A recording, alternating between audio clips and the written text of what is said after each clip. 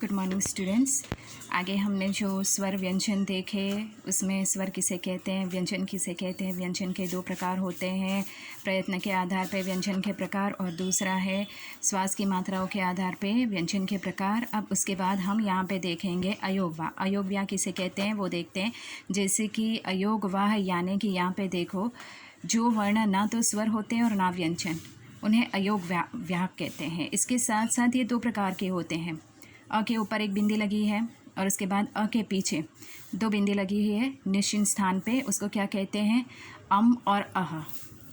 अम और अह, ये अ के ऊपर जो बिंदी है उसका कभी न उच्चारण होता है तो कभी म उच्चारण होता है। इसको क्या कहते हैं, अनुस्वार कहते हैं। अ के ऊपर जो एक बिंदी लगी है उसको अनुस्वार कहते हैं और अ के पीछे दो बिंदियाँ एक निश्चित स्थान पे लगी हुई होती है, उसको क्या कहते हैं, विसर्ग कहते हैं। अब उसके बाद अनुस्वार किसे कहते हैं। अनुस्वार ये देखो उसका चिन्ह दिखाई देता है। अनुस्वार अ के ऊपर जो चंद्र बिंदी है, जो बिंदु लगा हुआ है, वो का प्रयोग स्वर और व्यंजन के ऊपर बिंदी के रूप में किया जाता है। जैसे यहाँ पे देखो, जैसे दिखा गया बच्चों, ये देखो शब्द गंगा, तो गंगा में ग के ऊपर बिंदी है। पंखा, पंखा में प के ऊपर बिंदी। जंगल में ज के ऊपर बिंदी है। संसार में स के ऊपर बिंदी है। बंधन में व के ऊपर बिंदी है और बंदर में ब के ऊपर बिंदी है। ठीक है, तो ये जो बिंदी लगती है वो क्या है, अनुस्वार। देखो यहाँ पे जितने भी शब्द दिए गए हैं वो सारे के सारे वर्णों के ऊपर कोई मात्रा नहीं है, बगैर मात्रा के वर्णों के ऊपर ये बिंदी लगी। तो अनुस्वार का नियम आप याद रखना, बगैर मात्रा के ऊपर ये बिंदी लगती है उसको अनुस्वार कहते हैं। ठीक है। अब विसर्ग, विसर्ग किसे कहते हैं। विसर्ग यानी अ के पीछे दो निश्चित जगह पे बिंदी का इस्तेमाल करना, उसको यहाँ पे विसर्ग कहते हैं, जिसका उच्चारण क्या होता है, ह। इसका प्रयोग केवल संस्कृत से हिंदी में आए हुए कुछ एक तत्सम शब्दों में होता है। तो तत्सम किसे कहते हैं, जैसे कि कुछ एक शब्द ऐसे होते हैं जिसका प्रयोग संस्कृत में भी वही होता है और वही हिंदी में भी। जैसे एक के एक, प्रातःकाल, प्रातःकाल यानी सवेरा। प्रातःकाल शब्द संस्कृत में भी प्रातःकाल लिखा जाता है और हिंदी में भी प्रातःकाल। तो ये हिंदी में कैसे है, संस्कृत का हुबहू शब्द हिंदी में आ गया। पवित्र शब्द भी संस्कृत में होता है और ये पवित्र शब्द हिंदी में भी होता है। ठीक है, लेकिन यहाँ पे हमें विसर्ग देखना है, तो ये क्या हुआ, विसर्ग है। ठीक है, यहाँ पे देखो प्रातः, अतः, प्रायः, संभवतः। ठीक है, वर्णों के पीछे दो बिंदियाँ होती है, वो भी निश्चित स्थानों पे। ये चिन्ह को आपको देखना है, ये क्या है, विसर्ग। उसका क्या उच्चारण होता है, हाँ। अब थोड़ा और आगे बढ़ते हैं तो उसमें हम ये देखेंगे, देखें अनुनासिक। अनुनासिक किसे कहते हैं, जिस ध्वनियों का उच्चारण करते समय वायु नाक और मुंह दोनों के माध्यम से बाहर आती, उसको अनुनासिक कहते हैं।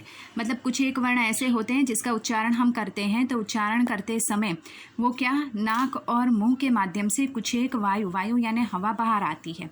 जैसे कि कुछ एक ऐसे शब्द यहाँ पे देखिए ध्वनि के साथ प्रकट किए गए, जैसे हाँ, हाँ बोलते हैं तो कुछ एक वायु बाहर आती है। उसके बाद चांद, चांद बोलते हैं तो उसमें भी कांपना, कांपना। तो यहाँ पे एक बात मैं आपको बता दूं, अनुनासिक में क्या अर्धचंद्र बिंदी होती है। देखो हाँ के ऊपर अर्धचंद्र बिंदी है, चांद में च के ऊपर अर्धचंद्र बिंदी है, कांपना में क के ऊपर अर्धचंद्र बिंदी है, आँख में अ के ऊपर अर्धचंद्र बिंदी है, माँ में देखो माँ के ऊपर अर्धचंद्र बिंदी है, हंसना में ह के ऊपर अर्धचंद्र बिंदी है।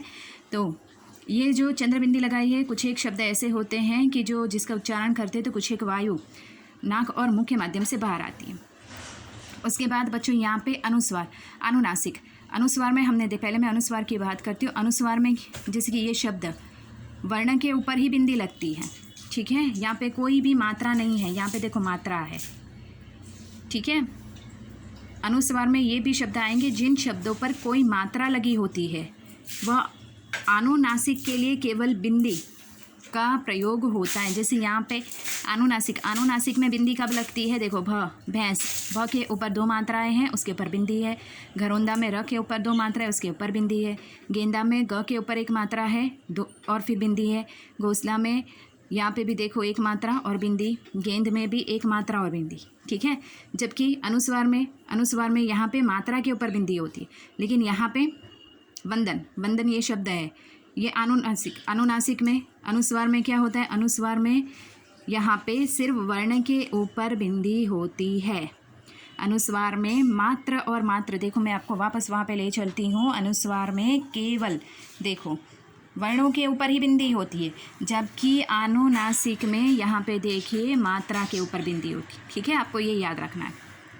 अब यहाँ पे संयुक्त व्यंजन, तो इस संयुक्त व्यंजन किसे कहते हैं? जैसे कि यहाँ पे जब दो व्यंजन के बीच में कोई स्वर ध्वनि नहीं होती है तो वे जुड़कर उच्चारित होते हैं। ऐसे व्यंजन को संयुक्त व्यंजन कैसे कहते हैं? जैसे कि यहाँ पे क्ष में यहाँ पे देखिए श का जब हम उच्चारण करते हैं तो श का उच्चारण करते समय यहाँ पे क्ष, तो उसमें क ये व्यंजन है, हलंत है और क्ष। ठीक है, इसके बाद तो त्र का उच्चारण करते हैं तो तभी मतलब सुनाई देता है और र ध्वनि सुनाई देती है, तो त व्यंजन है, तो ये क्या हुआ, यहाँ पे हलंत है। ठीक है, उसके बाद और थोड़ा आगे बढ़ते हैं। देखो ऐसे ही बहुत सारे शब्द हैं। तो यहाँ पे श्राप लिखते हैं तो श्राप में यहाँ पे श है, तो उसका श, तो ये व्यंजन है, हलंत है, और र ये ध्वनि है।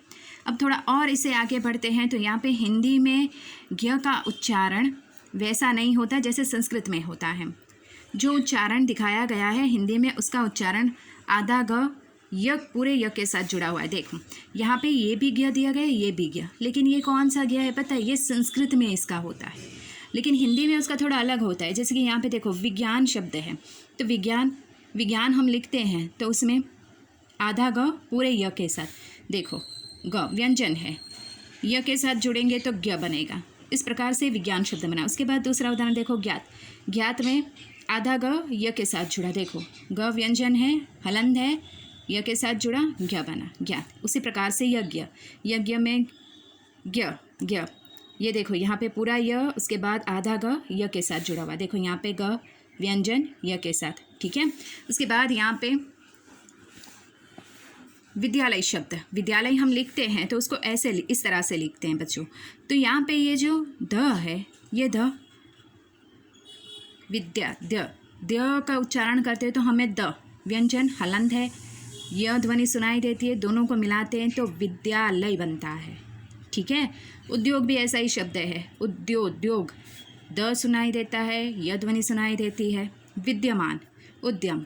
उसी प्रकार से यहाँ पे बच्चों ये क व्यंजन हलंत है, य ध्वनि है, आधा क य के साथ जुड़ा तो क्या, उसके बाद आधा क क्यारी क्यों, ये ऐसे शब्द बनते हैं। ये क्या हुआ, संयुक्त व्यंजन कहला। ये सारे के सारे जो हैं वो क्या है, सब संयुक्त व्यंजन।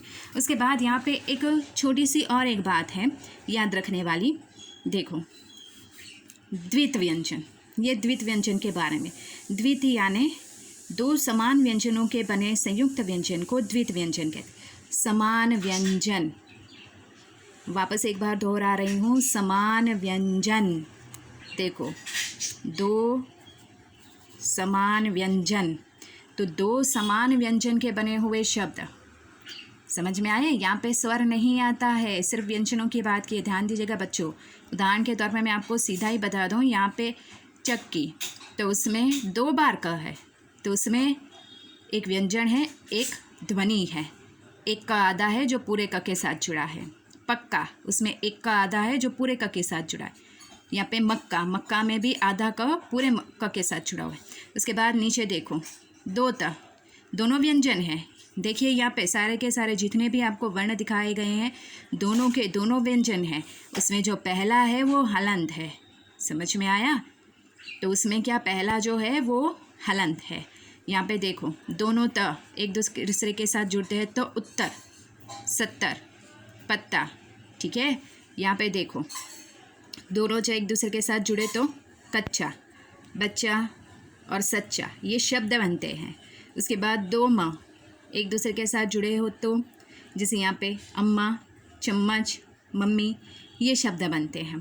ठीक है, तो यहाँ पे हमारा ये जो स्वर और व्यंजनों का जो लेसन है वो यहाँ पे ख़त्म होता है। और इसके साथ मैं आपको उसका जो घर पे बैठकर स्वाध्याय है वो भी देती हूँ, तो आप घर पे बैठकर उसके प्रश्न लिखिएगा। उसमें कोई भी आपको कोई परेशानी होगी तो इसके पूरे प्रश्न के जवाब के साथ भी मैं आपको लिख कर भेजूँगी।